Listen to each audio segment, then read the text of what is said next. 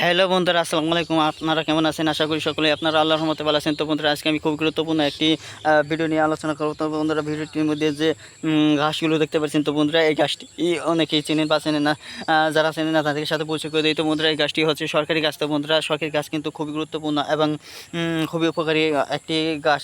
তো বন্ধুরা, তার কারণ হচ্ছে এই শাকটি কিন্তু গ্রামগঞ্জের অনেক জায়গায় বা শহরাঞ্চলে কিন্তু এই শাকটি বন্ধুরা চাষ আবাদ করা হয়। তো বন্ধুরা, এই শাকটি আবাদ করা হয় তার কারণ হচ্ছে বন্ধুরা, এই শাকটির মধ্যে অনেক পরিমাণ ভিটামিন রয়েছে। যা এই শাকটি কিন্তু বন্ধুরা গরুরা প্রচুর পরিমাণে খেয়ে থাকে। বন্ধুরা, শুধু গরু না, ছাগলরা, ভেড়ারাও খেয়ে থাকে।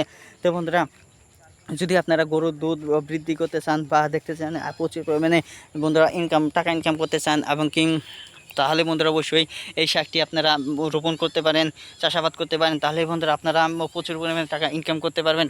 তার কারণ হচ্ছে বন্ধুরা, এই শাকটি এই গাছটি যদি আপনারা নিয়মিত বন্ধুরা গরুদেরকে খাওয়াতে পারেন, নিয়মিত গরুরা কিন্তু প্রচুর পরিমাণে খেয়ে থাকে। এই গাছটি খাওয়াইলে কিন্তু বন্ধুরা গরুর অনেক পরিমাণ দুধ বৃদ্ধি পাবে, ফলে সেই দুধ থেকে আপনারা নিজেরাও খেতে পারবেন এবং কি বিক্রি করতে পারবেন নিয়মিত। তো বন্ধুরা, আপনারা কিন্তু যে জমিতে ফসলাদি বন্ধুরা রোপণ করা হয় না, চাষ হয় না, সেই জমিতেই আপনারা কিন্তু এই শাকটি কিন্তু তেমন খরচ হয় না। বন্ধুরা, শুধু রোপণ করলেই হয়। আপনার চাষাবাদ যদি করেন তাহলে বন্ধুরা অবশ্যই আপনারা অনেক উপকার পাবেন এবং কি আপনারা বন্ধুরা অবশ্যই সেই গাছগুলো বিক্রি করেও আপনারা সাংসারিক জীবন চালাতে পারবেন। ধন্যবাদ আপনাদেরকে।